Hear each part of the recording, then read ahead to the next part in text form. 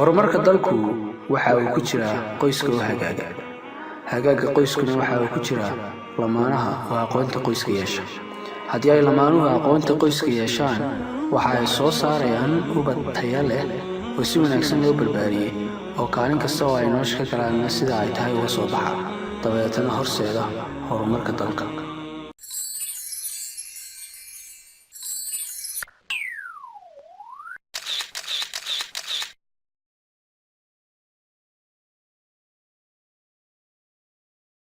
maanta waxaynu ka hadli doonaa mid ka mid ah talaabooyinka ugu horeeya ee ay qaadaan lamaanuhu rag iyo dumarba inta aanay isguursanin ka hor, kaas oo ah haasaawaha. marka laga eegayo dhinaca wiilka iyo gabadha, haasaawuhu waa wiilkii iyo gabadhii oo u wada hadlay si gaar ah. waxa uu dhici karaa haasaawahaasi guurka ka hor, sidoo kale waxa uu noqon karaa guurka kadib. waxa ay ka wada hadlayaanna waxa uu noqon karaa wax ku ool ah, haddii kale waxa uu noqon karaa wax aan wax ku ool ahayn oo maalayacni ah. casrigan aynu joogno waxaa fududaatay in ay wiilka iyo gabadhu isku helaan si fudud, waayo taleefan ay wada qaateen. sidoo kale waxay wada adeegsadaan baraha ay bulshadu ka wada hadasho ay ka mid yihiin Facebooka, Instagramka, WhatsAppka iyo meelaha kale ee la midka. dabeetana waxaa soo baxay dhalinyaro badan oo si khaldan u adeegsada haasaawihii, weliba si khaldan u fahmay hab adeegsigii haasaawaha. haasaawihi imaka fun baabu noqday odhan karana xaraabeysi kadibna lagu kala dhaqaaqaayo. laakiin qastiyadu way kala duwan yihiin oo waxaad arkaysaa dhalinyarta dad aad ula soo sheekayso qofka odhanaya waartaa inantaada waan sheegsan waxba iyada laakiin waan iska uune sababta laasa ugu weyn waxa weyn in isku soo dhawaado hadhow mustaqbal helo tan gaar ahaan buu haasaaw tan guur baynahay. haddii aan qaabkii hore eegno inanka iyo inantu aad bay u kala fogaan jireen oo anigu haddan dhinaca fadhiyo inantu dee markaba dheegayga may soo fadhiisanayn oo sidan imika kuwan jooga dee dheega la isku saaraa. dhalinyar badan ayaa ujeedada ay u haasaawanba waxay tahay in ay wakhtiga ku lumiyaan xilliga ay bilaa camalka yihiin. ujeeddo kale oo ay u haasaawanna waxa weeyaan bal inuu mid walba ka kale soo tijaabiyo jinsiga kale, habdhaqankooda iyo siday u dhaqmaan. dabeetana taas waxay abuuraysaa xiise u gaar ah oo waayo waxay doonayaan inay wax badan ka ogaadaan jinsigan kale ee ka soo horjeeda. mid ka mid ah sababaha ay u haasaawan iyaduna waa eed iyo baqdinka carar. casrigan aynu joogno waxaa faan noqotay haasaawihii, waxaa faan noqotay inuu wiilku u sheekeeyo gabadh, gabadhuna ay u sheekayso wiil. waxaa faan noqotay in la yidhaahdo hebel intaasoo dumara ayuu la hadlaa, ama hebelaayana intaas oo rag ah ayaa ku xidhan. waxay bulshadii u haasawday inay ka cararaan eedda ah maadigoo intan leeg baanad sheekaynin, maadigoo intan leeg baanad haasaawan, ma dabeecadda ayaa kaa xun, kaale aan iminka ninka soo barnay ama aan gabadh ka soo barnay, amaba sida laga yidhaahdo magaaladan aan ku noolahay oo ah masuuqaaga ayaan xaami ahayn. xaaladda aynu taagannahay ayaa maanta kow ka ah. dhalinyarada imika xilligan aan ku jirna hadda waa dad wada xidhiir laho ama haasaawa. deetana haddii intii yarayd oo kale qof hadduu kugu idhaahdo kale cidna lama haasaawo ma cidna lama hadlo way la yaabayaan. rag fara badan marka ay gabadh soo garaacdo isagoo rag kale la jooga taleefanka hore ugama qabto, taleefanka ayuu tusiyaa waxau idhaahdaa eeg waa tii way igu waalatay. sidaas la mid ah dumar fara badan marka ay dumarka dhex joogaan oo uu nin soo garaaco taleefanka hore ugama qabtaan, taleefankana waa ay tusiyaan waxay idhaahdaan kiibaa igu soo waashay. sababtu waa maxay? sababtu waxa weeyaan mid walba wuxuu ka cararayaa eedda ah ma sheekaysid ma heleshid. deetana bulshada ag joogto wuxuu tusinaya in gabadha ay soo garaacday ama inuu nin soo garaacay. waxaa taas ku sii cadaynaysaa hadhow marka ay firaaqo helaan mid walba wuxuu garaacaa qofkii ka qaban waayay markii hore isagoo sheeganaya inuu mashquul ahaa. xasaawihii hore iyo xasaabaha maanta isu xiriyaba weeyaan baa la odhan karaa. xasaawihii berigaa ninka xasaaway waxa ka goonayd inuu gabadh wanaagsan helo. xasaawaha horta faa'iidada keliya uu leeyahay waa in labada qof isku ogaadaan gabadha tani maxay tahay, maxay aaminsan tahay, siday tahay hadalkeeda iyo habsheeda. waas ninka gabadhu ninka way ku ogaan jirtay heer haasaawaha gabadhu hal xidhaalo badan baa la isweydiin jiray oo heerkiisa garashiya caqliyadiisa ogaan jirtay. waayo qofka la guursanaya haddii hanti lagu raaco waa laga yaabaa inay si fudud isaga dhammaato, haddii qurux lagu raacana muuqaalku wax sii waara maaha oo isbedelaya beritoolaba.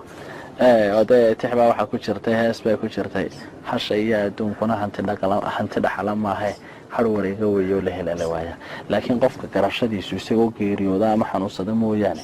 caqliyadiisu dee waali iyo geeri mooye way la socotaa. qiimaha haasaawaha waxaa lagu ogaan jiray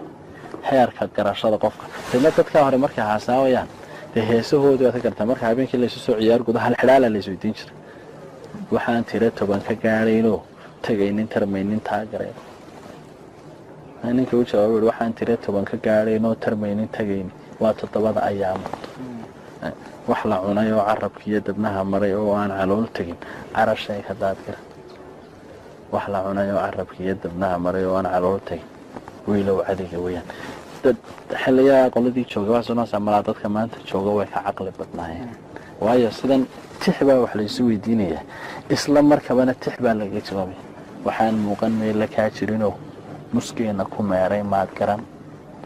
waxaan muuqan meel la kaa jirinoo muskeena ku meeray waa mawd waxaa lagu ogaanay jiray xasaabaha qofka dulqaadkiisa dabeecadiisa aftahamadiisa iyo dabeecad bad iyo mas'uuliyadiisa dabadeedna halxaylaalihii berigaa wax nolosha la xidhiidha xasaawihii berigaasi wax nolosha la xidhiidha iyo dad si ay ka go'antay inay guri jira sameeyaan baa xasaawi jiray laakiin maanta dee waa magaalada iyo mushkiladda ee Soomaalida baday sidoo kale waa la odhan karaa malaha aftahamo badan oo meesha ka baxday da'day doonaan baa ahaadaan waxa maanta lagu haasaawa waa wax dhaqanna ka baxsan diinna ka baxsan dadnimana ka baxsan aftahanimana aanay ku jirin haddaba hasaawaha noocaas ahi saameyn intee leeg ayuu ku yeelanayaa qofka qoyska iyo qaranka intaba waxa uu ku yeelanayaa saameyno tiro badan saameynta koowaad waxa weeye dhalinyar badan habfikirkooda waxa uu noqonayaa sidii ay u heli lahaayeen inay la hadlaan ama sidii ay u heli lahayd in la hadla deetana waxa meesha ka baxaya waxyaabihii kale muhiimka ah ee ahayd inay ku mashquulaan had iyo jeer bulshadu waa hal unug oo ka kooban qaybahaas inay isku xidhan yihiin waxaa la yidhahdaa isku xidhnaanta bulshada markaa qaab dhismeed iyo shaqo ahaan luqad ahaan waxaa lagu yidhahdaa structural functionalism dhalinyarada iyo yool-aanteeda ama qofka iyo hankiisu inuu yaraado ama uu bilaa yool noqdo dee qofkii waa xubin ka mida bulshadii haddii qofkaasi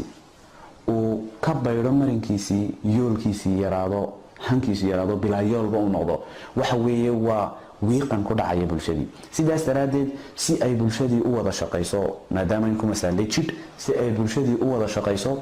waa in qofkii ama waayeel ha ahaado ama dhalinyaro ha ahaado ama ilmo yarba ha ahaadee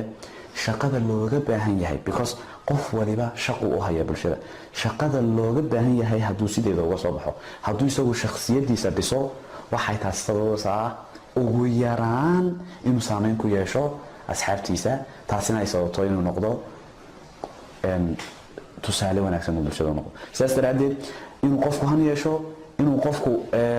yool yeesho waxa ay faa'iido u tahay inay bulshada oo dhan hagaagto waana waxyaabaha ay caalamku isku dhaafeen qaranka noocaas ee dhalinyartiisu ay had iyo goor ku mashquulsho waxyaabo kalena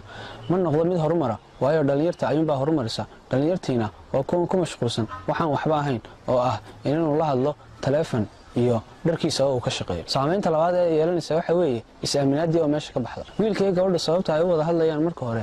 maba ahaba arrin guur sababta ay u wada hadlayaan waxa weeye bal inuu mid walba kaga soo tijaabiyo jinsiga kale iyo sida ay u dhaqmaan mar haddii aanay sabab guur wada hadlayna kolleyba khiyaamo badan ayaa dhacaysa khiyaamadaas hadhow waxay sabab u noqonaysaa in uu ninkii aamin waayo dumar oo dhan inantiina ay aamin weyda rag oo dhan saameynta saddexaad ee ay ku yeelanaysa waxa weeye filashadii oo meesha ka baxda waxaa laga yaabaa marka inankii inantooda hadlayeen inay gabadhu ninka iskaga dhigtay raaliya ninkuna uu iskaga dhigay nin lacag leeya isagoo saaxiibkii gaadhi ka soo ammaanaya laba moobil oo waaweyn tusaya una sheeganaya inuu laba shaqo ka shaqeeyo deetana hadha marka gurigii laysugu imaado tana la waayo waxyaabihii markii hore laysku soo jiitay taas waxaa laga yaabaa in ay sababto inuu qoyskaasu burburo saameyn afraad oo ay yeelanaysa waxa weeye qoyska oo burbura waxaa laga yaabaa inanka inantu si ay u wada hadlayeen maalin keliya town inay yidhaahdeen in isguursano iyagoo aan naftooda u diyaarin mas-uuliyaddii qoyska deetana marka ay gurigii isugu yimaadaan mas-uuliyaddii in ay ku soo baxdo hadhow toole ay mas-uuliyaddii qaadi kari waayaan deetana qoyskaasu sidaa ku burburo haddii moobilka ku hadalkiisa saa'idka maaragta oo 2 saacadood 3 saacadood dadka ku hadlo oo maaragtay iyagoon kala goonaynin ay isticmaalayaan wakhtiga dheer waxaa laga yaabaa in maskaxdooda xanuun ku dhaco waxaan waa wax electronic weeyaan waa wax soo jiidasho leh waa meel dheer weeyaan wuxuu ka soo qabanaya marka wuxuu dhaawacayaa qaybaha maskaxda ka mida in xanuunada sida kansarka maskaxda laga qaado ayaa cilmi baaris cusub lagu sheegay haddaba ujeedada loo haasaabo ma aha in lagu faano in bulshada la tusiyo in aad taleefon ku hadasho in bulshada la tusiyo inuu ninku la hadlo intaasoo dumar ah inay gabadhuna bulshada tusiso inay la soo hadlaan intaasoo rag ah ujeedada loo haasaabo waxa weeyaan inay wiilka iyo gabadhu inta aanay isguursanin ka hor ay sii bartaan oo ay isfahmaan dabeecad ahaan habdhaqan ahaan iyo qofnimo ahaan si ay hadhow si fudud iskula jaan qaadaan haddaba waxaa qurux badan in aanay wiilka iyo gabadhu haasaawin ilaa ay 4 shuruudood buuxiyaan shardiga koowaad inay guur diyaar u yihiin. Shardiga labaad inay xog badan ka haystaan nolosha qoyska iyo shaqooyinka tirada badan leh ee ka dhex dhacda. Shardiga saddexaad inaanu haasaabuhu qaadan waqti dheer iyagoo oo wada hadlaya sannado, 2 sano, 3 sano ama 4 sano. Shardiga afraad in muddada ay wada hadlayaan aanu noqon muddo dheer oo saacado dhaadheer ah oo ay habeenkii wada hadlayaan ama ay maalintii wada hadlayaan labadaba.